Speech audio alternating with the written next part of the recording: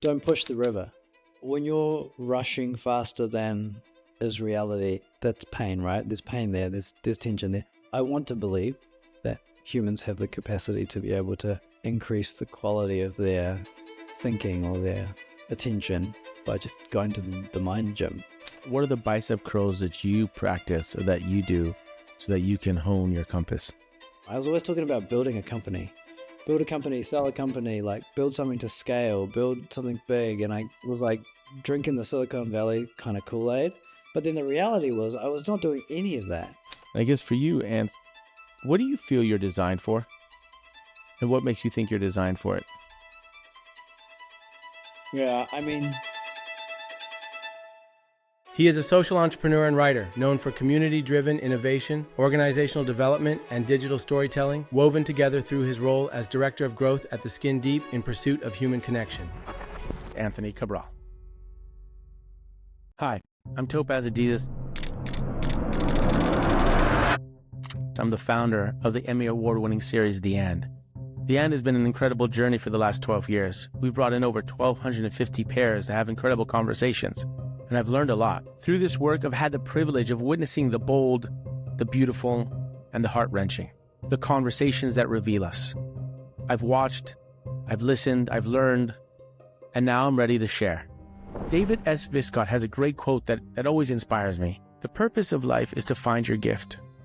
The work of life is to develop your gift. And the meaning of life is to give it away. And what I've seen from my 48 years on this planet through incredible experiences is that life shapes us. Things happen to us and we interpret those things, and that shapes us into offerings we can offer others. So the expedition that I'm embarking upon, that I'm inviting you to join, is a journey of conversations. I'm going to speak to people that I find incredible. I'm going to be asking them questions that reveal their life's journey. What are the hidden gifts and challenges and offerings that they have? And on this journey, we will uncover the message the universe has written into your life for yourself and for others. Are you listening to what your life is telling you? I don't know where we'll go. I'm just going to be very transparent about it. And that's why I welcome you to this journey that we're calling Getting Under the Skin, or Guts for short. Thank you, and let's see where we go.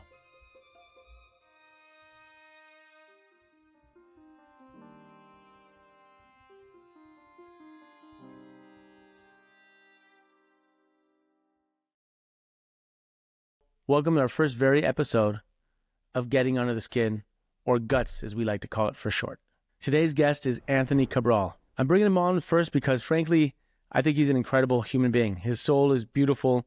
He's been working with us for the last year and a half at the Skin Deep. I met him through the Edmund Hillary Fellowship out in New Zealand, where Ants grew up. His family's from Sri Lanka, but he was raised in New Zealand, and he currently lives in Melbourne. He's traveled through Southeast Asia numerous times. He's a meditator. He just became a father a few months ago, and him and I jumped on the call, and I brought him as a first guest because I, frankly, am nervous about this whole expedition of this podcast. And I wanted to bring someone in who I'm collaborating with in creating this podcast, and also to explore his life because he's an incredible soul. I wanted to bring someone in that gave me a feeling of warmth and excitement. In all my time, we haven't really had this kind of conversation. So I wanted to dig into that. He spent his career focusing on creating equitable, decentralized, community-centered organizations, especially with Inspire, which is an incredible community out in New Zealand.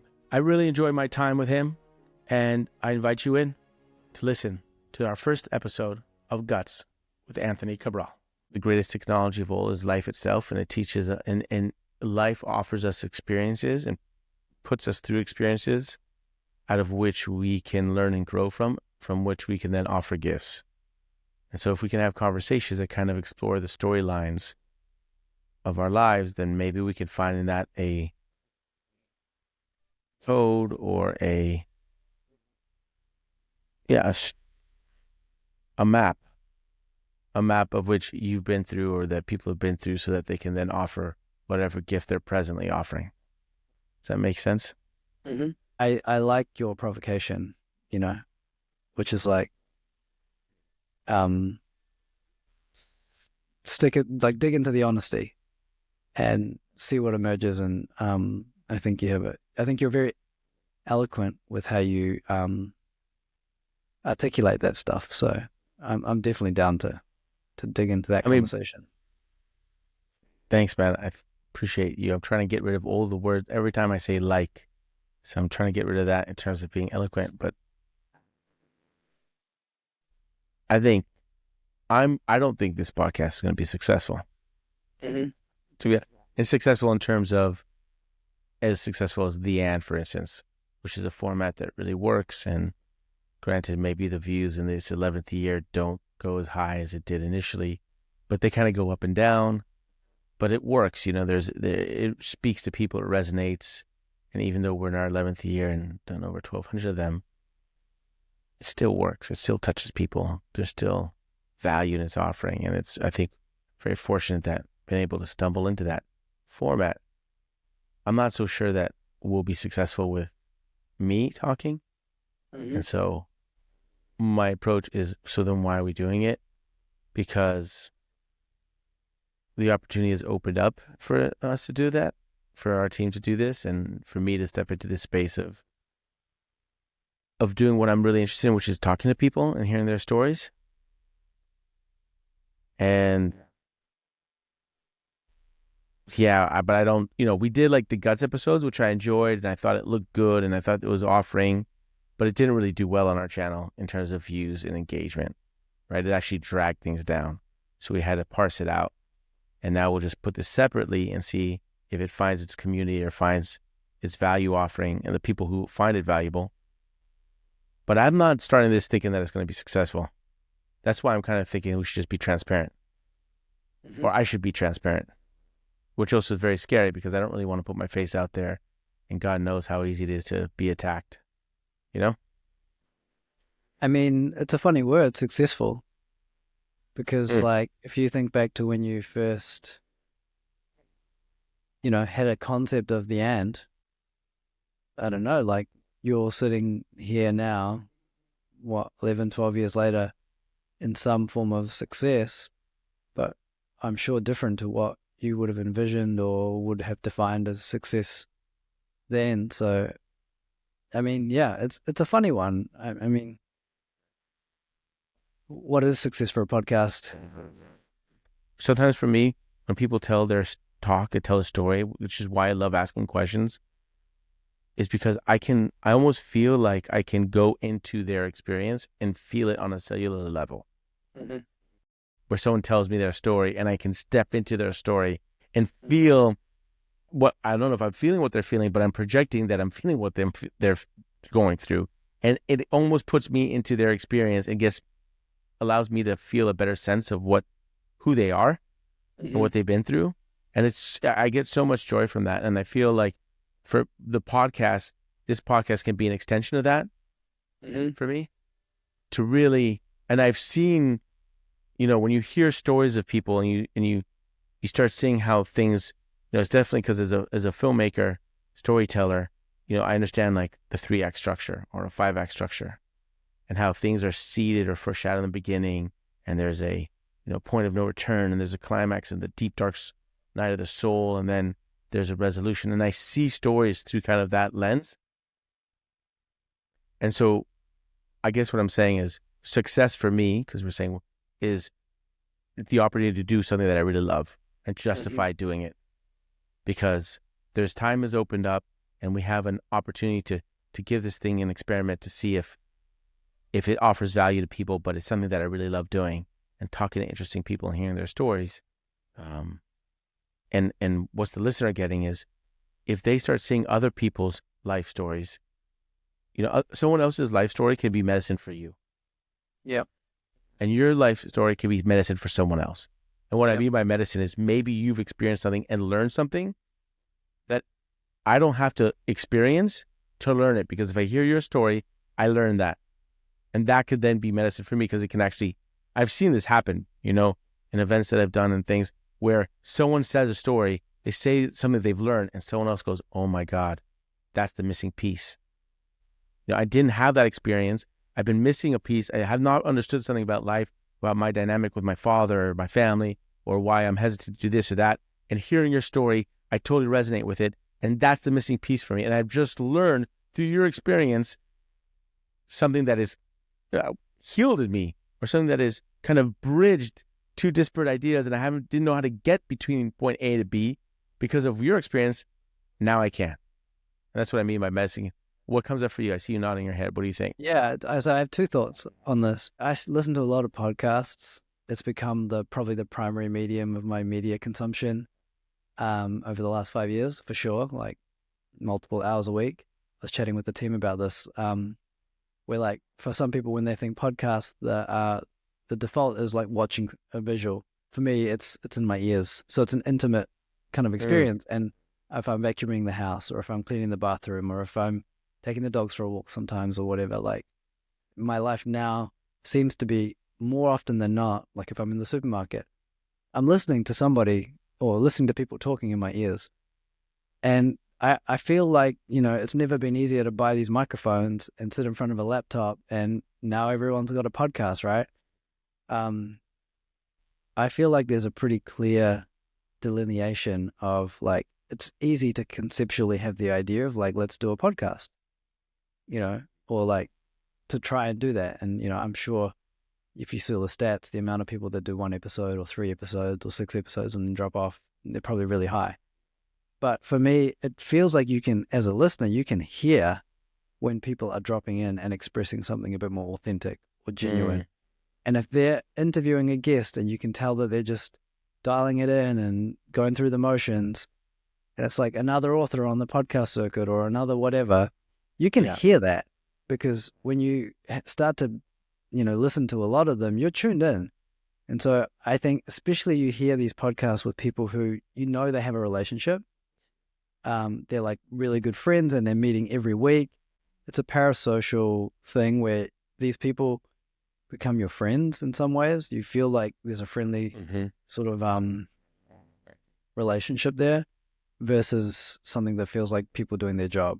And I think if you can find that, so, if you think about the mission of the Skin Deep, or one of the provocations that you often, reverse back to me is like, we're creating space to explore. And you don't know where you're going to end up when you're exploring. There's no winning or losing when you're playing a game. You're exploring. You're seeing what emerges and seeing what lessons emerge. So I think there's something in that which is like, that's the game.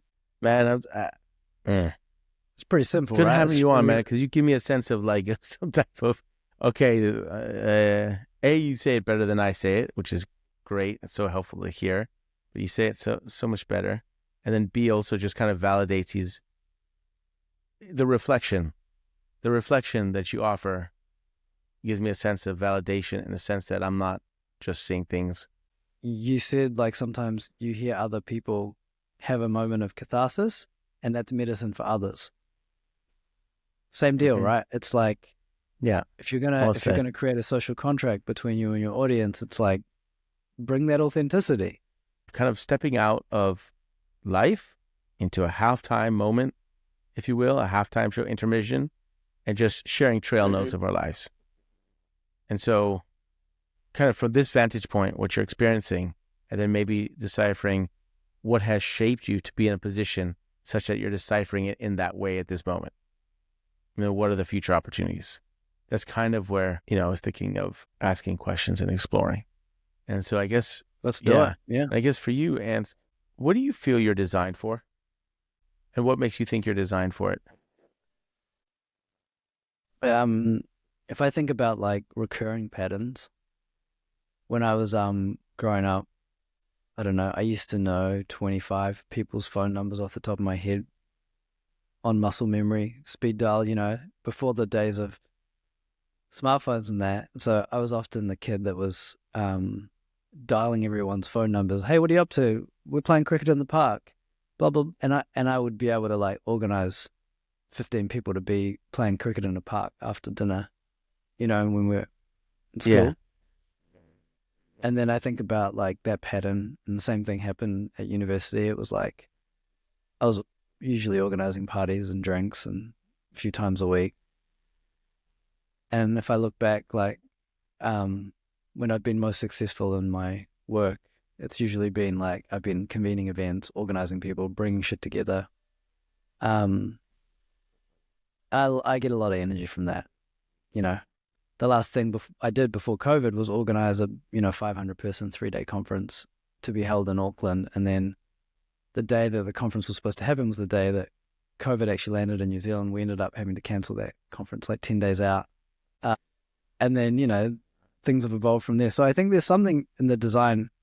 I was taking the dogs for a walk today, actually, and I was thinking, like, I feel like my life's at a point now where I have community building energy again.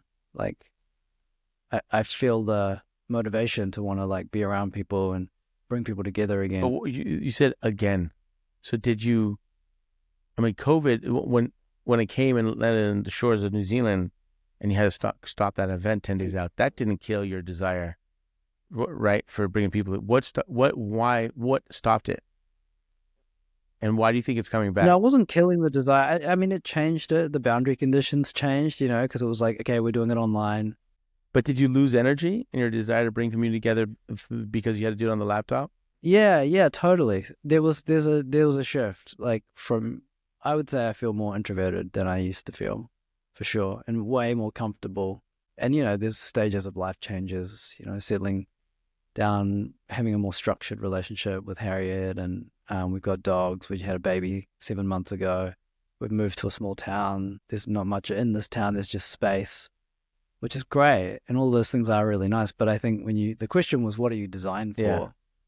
Why do you think that? I think there's something in the design which is bring people together around an idea, bring people together to create excitement around doing something together, lighting the fire and, recruiting or, activating that idea, bringing people together. Is it physical? Is it about the physical space?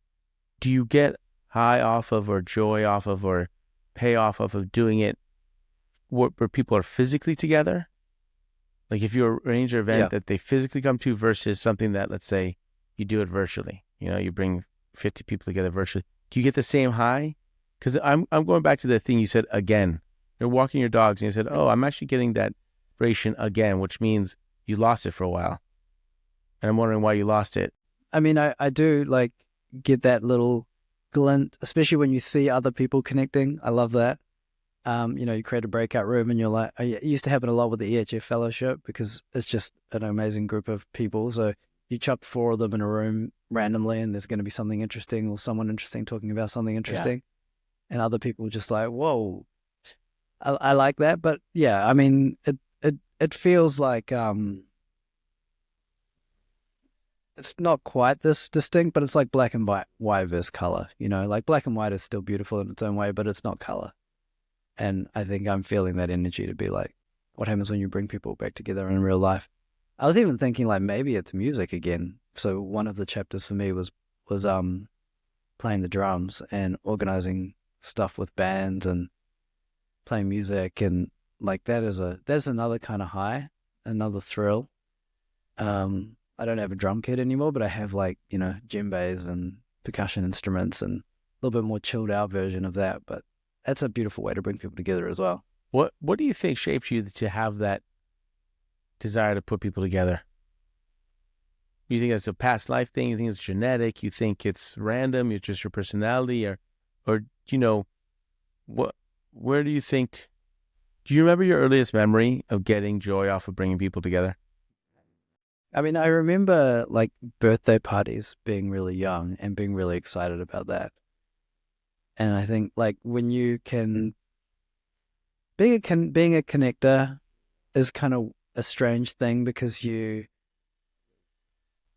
there's like an element of judgment required sometimes when you're like, I'm gonna do this, and like a bunch of these people don't know each other and may not really enjoy each other's company, or this is gonna be an interesting vibe. And sometimes there's a bit of trust that goes into like, all right, well, we'll go along and see what this is about, kind of thing, you know. And then that clash can be something interesting.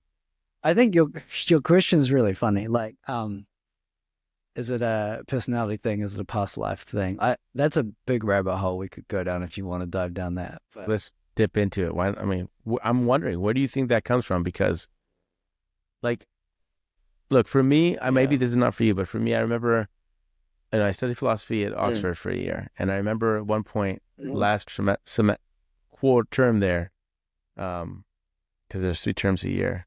Last term, I did crew just to have that experience, waking up early and doing crew and rowing, you know? And I fucking love that sport, which is something I didn't expect to love. The reason I love it is because of the camaraderie between, like, you are trying your best, but you don't see. I was the second in the boat, so I was after stroke number, like the second, number 7, because they go back 8, 7, 6. So, and I loved it because I only saw the person in front of me. I could not see the 6 people behind me, and we were racing, and you have faith. It's faith that you're doing your best because you have faith that everyone else is doing their best, and there's a connection between the people on the boat, and it's rooted in faith, like, and belief, and like shared purpose. I got so high off of that. I love that shit, and that was kind of later in life, right? But that to me was like, oh, clearly, Topaz, this is what you love. You get off of people connecting, and I don't actually know where it started from, but that's one moment when I realized how much I get off on people connecting because of doing crew and saying like, wow, this is not individual, and this is, why do I love this so much? Because I'm just doing the same action. Oh, it's I love it because of the connection between all of us. So for you, what was that moment or was there a moment for you where you realized what shaped it for you, or when did you realize how much you enjoyed it? The rowing analogy is great. What's coming up for me is like, I need something to be excited about. I'm like a excitement merchant, like if I'm excited about something, people around me are going to know about it because I won't shut up about it. And then I'll end up selling it. And then I'll probably end up building the company. That's happened to me before. Or I'll end up writing a fucking book about it and I won't be able to get out of my head. So like something that's coming up for me, I remember when I was in Thailand traveling, we found this permaculture farm. And I remember going to it and I was like, at the time, like I just quit a job in advertising and marketing, and I was on my like kind of how do we change the world? The world's fucked. I don't want to sell shit anymore. And we landed in this beautiful spot in North Thailand at this permaculture farm. And I remember just thinking, this just makes sense. Like at the time, there's something really deeply logical about working within these human scale systems and creating zero waste systems and, all this kind of stuff. And then I remember some friends of mine from New Zealand were like traveling in Thailand, and I got really excited about like, let's meet at the farm and like kind of engineer that to happen. And I just remember this like rush of energy around like, I'm excited about this idea. I want you to see this idea. I want you to get excited about it. You need to meet these people, that kind of thing. And the same thing happened with like meditation stuff. And I ended up, going down a bit of a track there, organizing meditation things and writing a book. You said for a sec, like, we can go down past, where does it come from? Past lives, personality. That's a rabbit hole. And yeah, let's dip in the rabbit hole. Where do you I feel like you have a theory that might be, what's your theory about it? Tell me. What's your current thesis about where it comes from? Yeah. I mean, I just think it's energy. And I think it's energy that it takes time to maybe become aware, self-aware, or have an awareness of the pattern of what that energy is, and then to be able to harness it. And I think there's probably a whole lot of things that happen to you when you're young that form the direction of that energy. Like, I think I was really, really fortunate in some ways. I think my personality type, we moved around a lot when I was a kid. So by the time I was 10, I'd been to like 3 or 4 different primary schools. And the thing I think that I learned there was like how to make friends with people very quickly.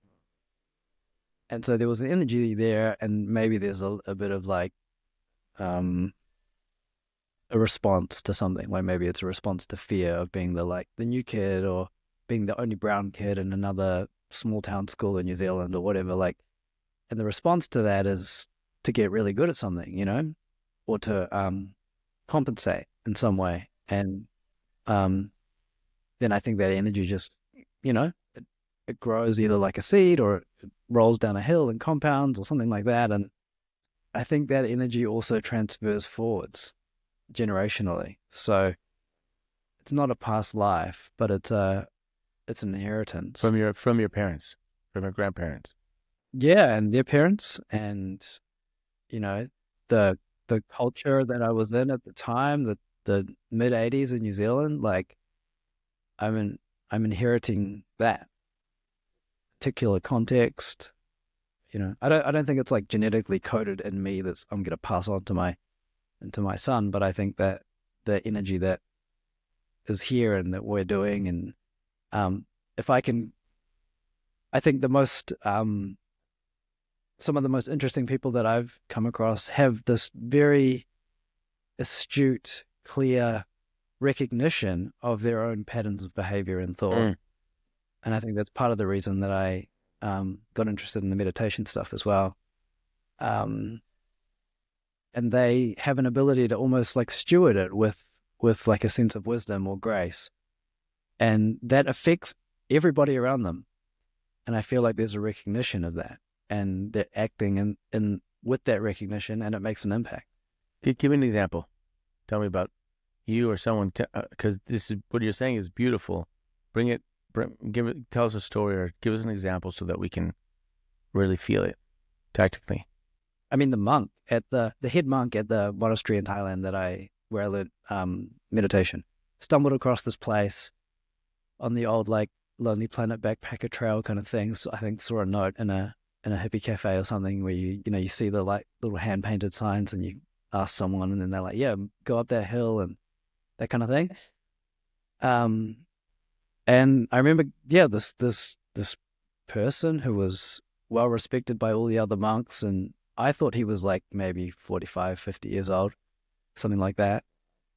Just like, smiling, beaming all the time, and kind of running this weird center, which was unusual in that it was a working monastery, but it was open for anybody to come. You could just sit, they didn't charge you, and you just gave a donation, and it was just a working rhythm. And then I found out that he was like 67 years old or something. Someone was like, he's 67. I'm like, there is this guy, just the energy and the impact that he was having on everyone around him was so obvious. It was so clear. And you could see he was just a very calm and controlled presence, and radiating. And then I went back 7 years later. Wow. He's still there? And he had not changed. I was like, this guy's got Bilbo Baggins' ring in his pocket or something. Like, he had not changed. And I was like, so he's 75 years old now? He still looks like he could be 45. Wow. Same energy level, everything? I distinctly remember being like, and it was like a weird time warp for me because, it was like, go back to the same place. It's been 7 years sitting. And when you're sitting and meditating, for 10 hours a day, your brain goes down, it settles, and then you go into it feels like a very strong deja vu, and then you see this person and you're like, he looks exactly the same, like what, and just doing the same routine every day, and just giving and just like sharing, and you could see that the impact was visceral. Yeah. And I wasn't the only person that was like going back and that kind of thing. So it made me think like, there's probably a reason why certain people attract followers and cults grow around people, and people talk about like magnetic personalities and all that kind of stuff. And what I heard from that is they understand their value. They understand what gets them off and where they fit and what they can provide. And so in this case, how does that pertain to the monk? Because he was doing what he loved that kept him young? I guess so. I mean, I just think it was an example that came up of like,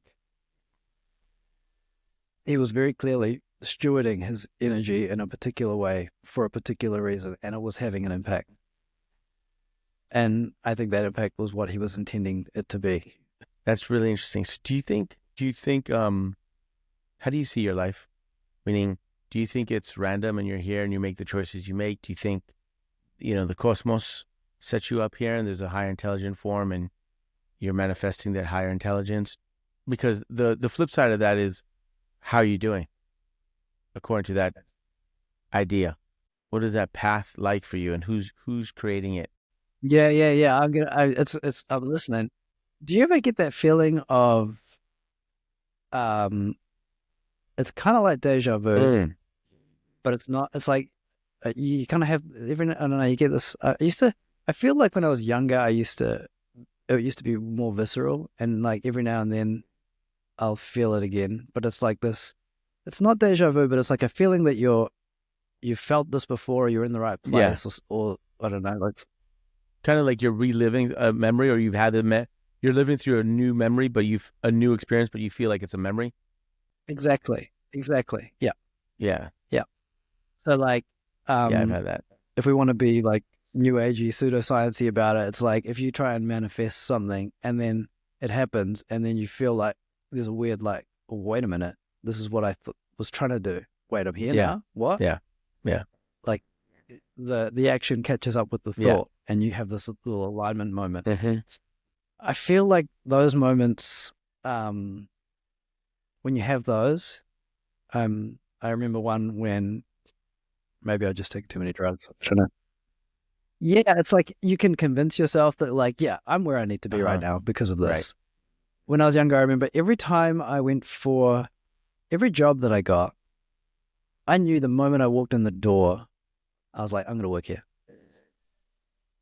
And Every job. I didn't get every interview and every job, but it's like there was a feeling like it felt really clear. I remember the first time I walked into like the Inspiral office, and it was such a distinct, visceral feeling of like, it was like the walls were shimmering or something. I was like, okay, that's not even like I need to be here. So there's little moments like that, I think, where I kind of, they're like little signposts on the path where you're like, oh yeah, there's the little arrow. We're on the right path. Keep walking. Have you ever been in a place where you feel like you haven't seen the arrows for a while and you have to change it up? Yeah, for sure. For sure. I think maybe, I don't know whether it's like an age thing, but I feel like that feeling isn't as bright. It doesn't feel as intoxicating maybe as it used to when I was younger. The one that you're on the right path, or Well, like, how we reconnected, Topaz, I would put that down to that for sure. why? Well, I'm not very good at being grateful for my own situation. I know lots of people who have that same thing where you're not very good at recognizing the hard work that you've done or the progress that you've made. Like Harriet and I got married last April, and then after paying for a wedding and then, running out of money and getting to the end of a natural end of a cycle of work with EHF, I was like, what am I going to do next?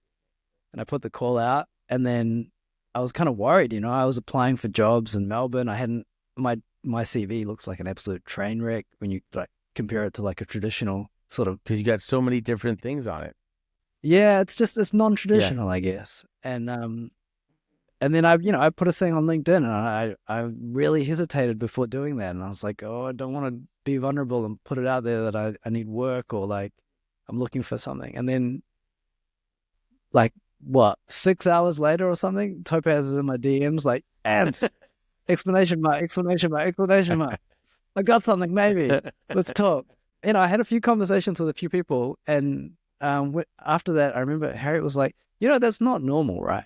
That's not a normal thing to just put a thing on LinkedIn and then have a bunch of amazing opportunities come at you. She's like, that is because you did all that work. Because I'd get into a cycle of like, oh man, here I am, nothing worked. I was supposed to build $1 million company. What happened to that? Blah, blah, blah. It's funny because I think I saw a post, like Facebook sent me an email or something, like our mutual friend had posted something kind of, hey, Ant just posted this. He's looking, anybody know?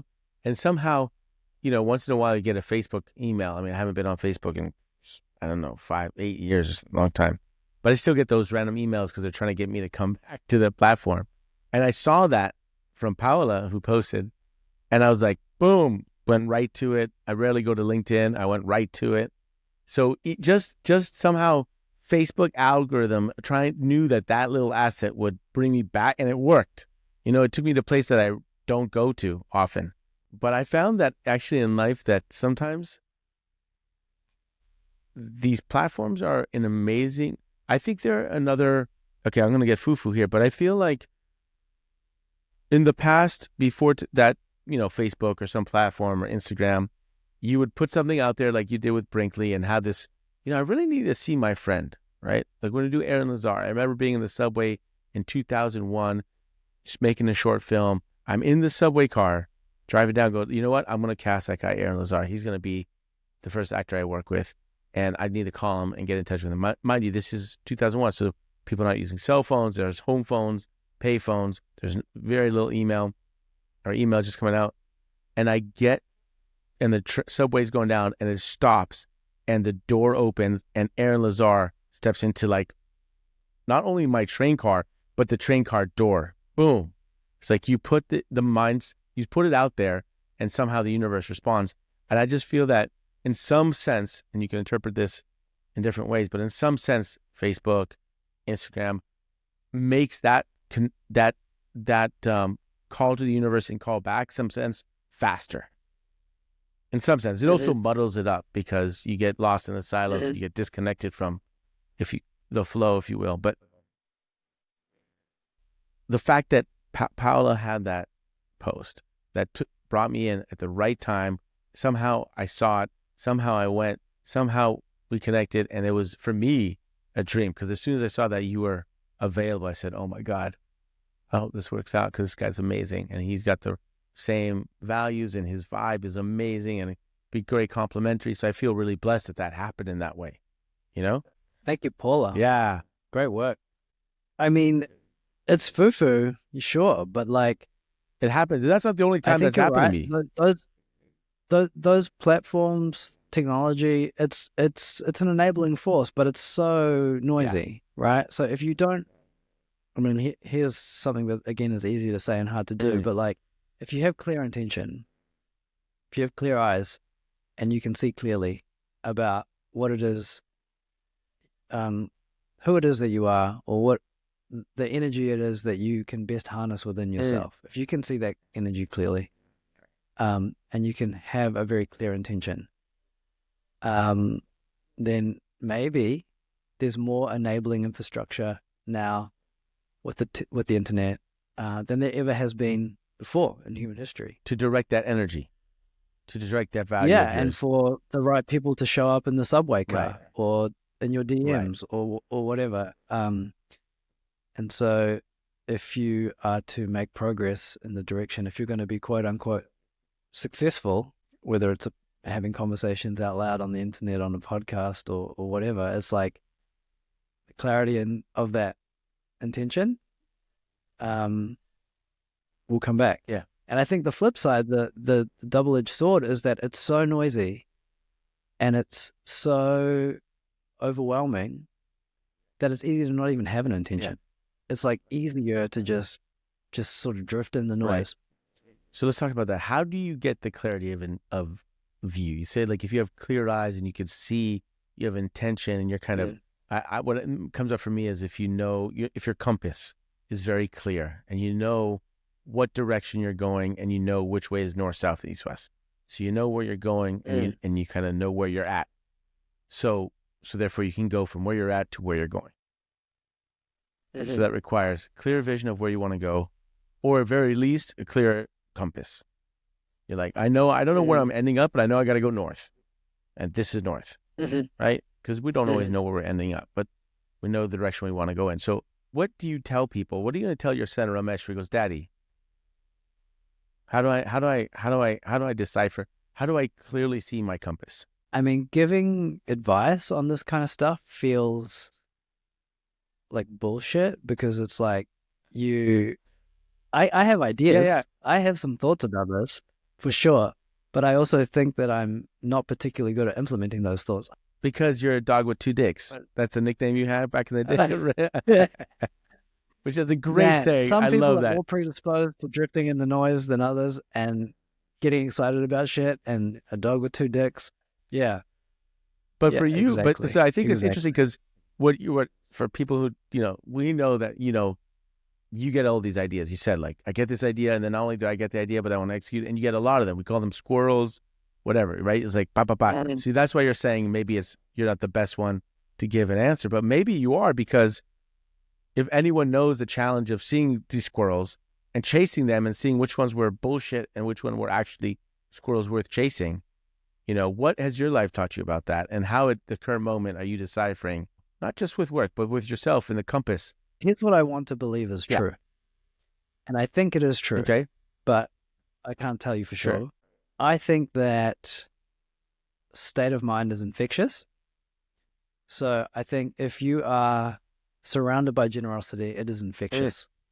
It's an infectious That's beautiful. way of thinking. Beautiful. I've definitely felt like I experienced that in different parts of my life, where I'm like, you can have a genuine impact by coming to an interaction with generosity. It will affect that other person, especially if they're not expecting it. Like if you're doing it in a business context and you show up and you don't ask for anything, and someone expects you to be, asking for something, or it's a give and take, and you don't, that affects that interaction in a way that you sometimes don't realize. So I think it's infectious, and the opposite is probably true too. Like, if you're going to be a virus, be a good one. The opposite's probably true too. Like if you're surrounding yourself in an environment of scarcity and take, it's gonna be infectious.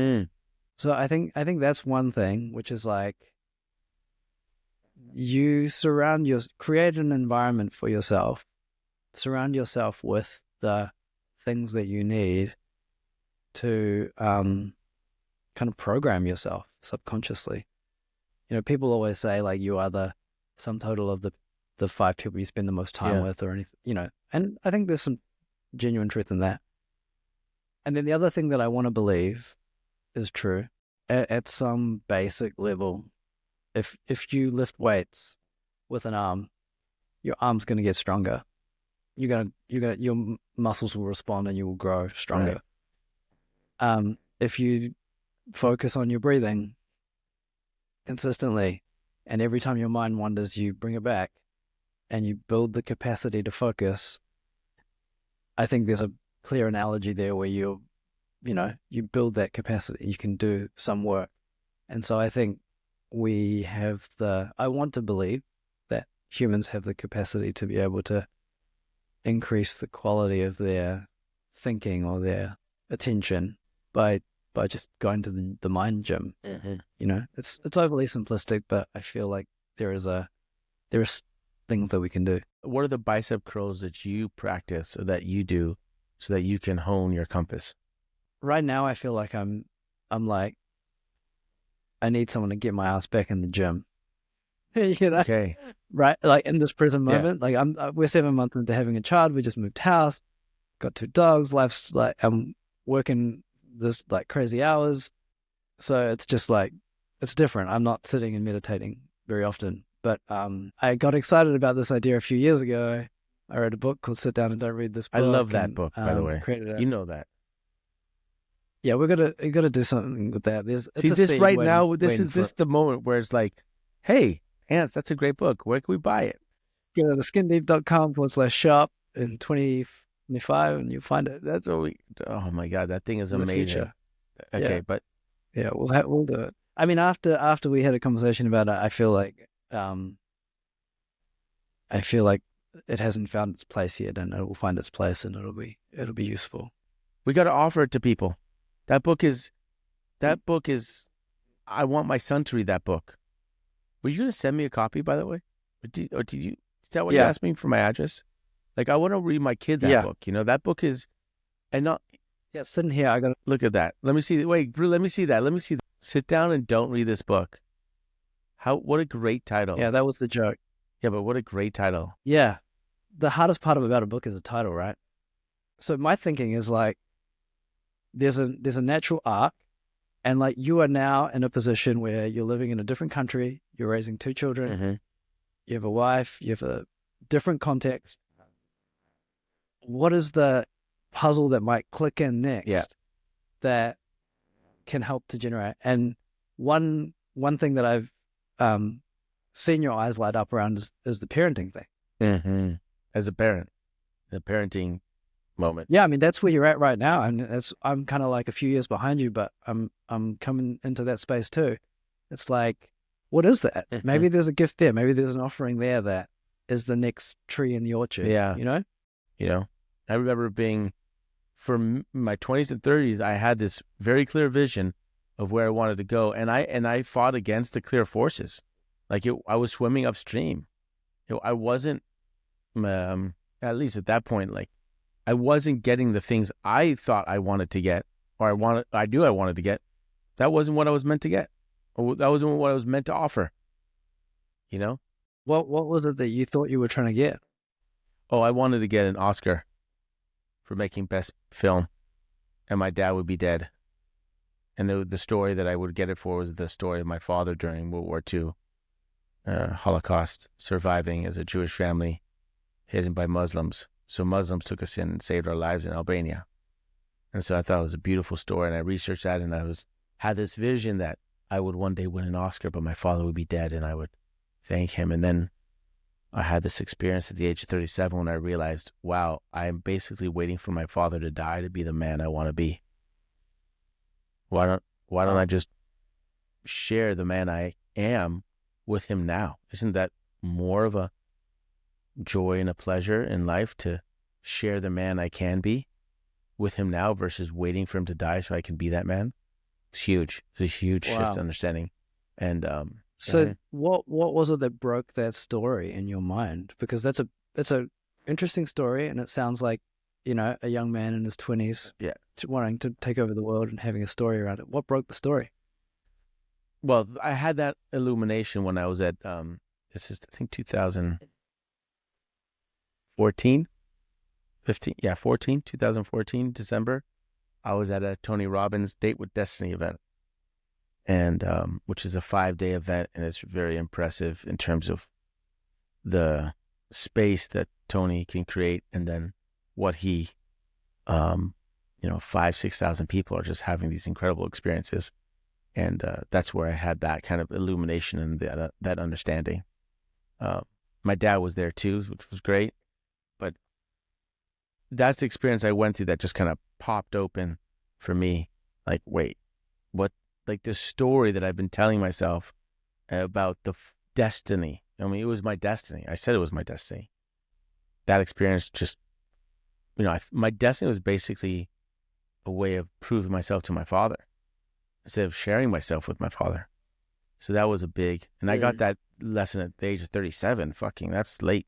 I mean, late, early, whatever. I mean, I got it after 37 years on the planet. So, I mean, this, have you had a shift in your, like, have you had the experience in your life where, maybe not, because maybe you chase different ideas, but like, where you find yourself, this is who I am, this is what I'm going for, this is what it's about, and then something happens and actually it's about this, or it's about something different, very different, and therefore your values and have you had that experience? What you value shift? Yeah, I think so. And in some ways, like, it's not a super clear. No, it's like, it feels similar. When I was in Wellington, and I landed back there after travels, and I was like, okay, I need to figure out a way to use my brain for good, and find some people to work with, and get stuck into something. And then I jumped into the whole and spiral thing. If you talk to folks who I was friends with and around at that time, I was always talking about building a company. Yeah. Build a company, sell a company, like build something to scale, build something big. And I was like drinking the Silicon Valley kind of Kool-Aid. And I did sort of have some starts in that space. Like I went through an accelerator program. We built actually with my friend Brinkley I mentioned earlier. And we built something that was looking fun and promising, and we had the big pitch on demo day, and we had the hockey stick, and there was kind of like this energy where I was like telling the story consistently, like I want to build this thing, I want to do this thing, but then the reality was I was not doing any of that. I was generously using my time, like from a business perspective, giving my time away, building this like community around a not-for-profit that was like involved in the startup space. like loving it, Mm. and it didn't feel like work, and it was in flow, and it was amazing. And it was generative, super, super generative. But it was not the story that I kept telling myself that I was supposed to be doing. And I think I kind of felt like I had a bit of a crash at some point when I was like, this is not happening. Like, I'm not building a startup to sell it. I'm not going to be a multimillionaire in my 30s. And like there was a bit of a unraveling of that onion. When did that hit you? So what I'm hearing you say is you were telling yourself one story, but yet your actions and where you spent your time and where you got your joy was going to get you a different result, which would not be that story that you were telling yourself. Exactly, yeah. And it seems so obvious, but at the time it wasn't. What happened that you realized that actually my actions and what I'm doing, what gives me joy, is leading me to a different story than what I'm telling myself? Because I think that's a great way. It's like, are your actions putting you in a position to manifest the story you're telling yourself? And it's interesting because then you think the story you're telling yourself is what's motivating you, but actually it's not, because you're not doing the things for that story you're telling. Yeah. What I want to believe is true is that it's training. What do you mean training? Like is practice your life is training ground to learn this? The story was misplaced to the action. The story of what I thought I was doing was misplaced to the actual action. In some ways, I'm grateful that it was, because like if I had gone on that track, I wouldn't be where I am today, and I wouldn't be who I am today. But I think those skills and that tension and that grind is still helpful and useful. Like it's manifesting itself now when we're working together. And there's a different level of maturity that comes to like building this next phase of a career and a company about what I'm passionate about. And, ironically, the other thing that I kept going on and on and on about was I wanted to do something in media. I want to do something in media. I want to do something in, like, I want to get out of marketing and do something in media. And then, like, if I look at where I am standing right now, it's like I'm helping to build a really great values-aligned media company that is doing all of those things. And so there is this sort of like, how sometimes you asked the question before, but like you have those moments where you realize things are fine. For me, one of those moments is when I realize that it will take me 15 minutes to come up with 3 years worth of work on a whiteboard and get excited about it. And then a month later, I'll be pissed off that it hasn't happened yet. And so maybe it's all fine and it is actually all happening. And maybe we're going to build this fucking thing to get to, and we were off by a decade. I don't know. Like, it wouldn't surprise me. Man, it's so funny you say that. With my track record. What's that? I was just saying with my track record of temporal misalignment, Well, one thing I've learned definitely from when we made the end was that just because it doesn't happen on your time frame doesn't mean it's not going to happen. It needs to happen now. I want it to happen. Calm down. It can happen. It just doesn't happen on your time frame. You want it this year, maybe it'll happen in 10. I think that applies to a lot of different things. People who, work really hard to get children, and I have a lot of friends who struggle to have children, and then finally they gave up, and then boom, something happened, got pregnant. Now they have 3 kids, they have 2 kids. Now they're getting divorced, with 3 kids. So it's like things change, and what you want once, maybe you don't get it when you want it, but then you do get it. And then maybe when you do get it, maybe actually you don't want it. Or, like timing and direction. I don't know. Now I feel like a bonsai tree because I've had almost 3 decades as an adult. And if I look back 10 years ago, I was 38. That's not a young man. I mean, that is a young man, but it's also not, and so as I look around, I see how many chapters there are and how there are and that brings a lot of humility and also gratitude, because you never know what's going to happen. Right now, things are great. Tomorrow, maybe not. Right now, these opportunities. Tomorrow, there's others. Right now, I want this, and then maybe tomorrow I get it, but then when I get it, I don't want it. You just never. Yeah, when you rush, when you're rushing faster than is reality, that's pain, right? There's pain there. There's tension there. what's the saying? Don't push the river. Don't push the river. That's good. Yeah, you can't fucking push the river. You can waste a lot of energy trying to push the river. The 23-year-old me that like ditched my day job to go write books now realizes that writing books is just the starting point of having to sell an idea that eventually turns into a business. And so I don't want to do another book unless the form and the function are right. And the function is like, you know, what is a healthy, sustainable, generative, aspirational lifestyle business that, you know, does what it needs to do. I thought just came up as you were saying that. And it's like, you know, you said at the start, one of the threads of this conversation was like, you don't think you're going to be successful with this podcast? What if this like there is value in you sitting down in that chair, wearing that hat, talking to people on the internet, asking them questions, having this conversation, right? There's value to me in this. I've really enjoyed this. Me too. And, you know, like you said, maybe it'll be medicine for some people, maybe not. Yeah. But what if these conversations was just you jiggling the key and trying to figure out what the next puzzle is that unlocks for you? Because that form and function, connecting that form and function, maybe these conversations is you jiggling the key, trying to figure out which lock unlocks. Yeah.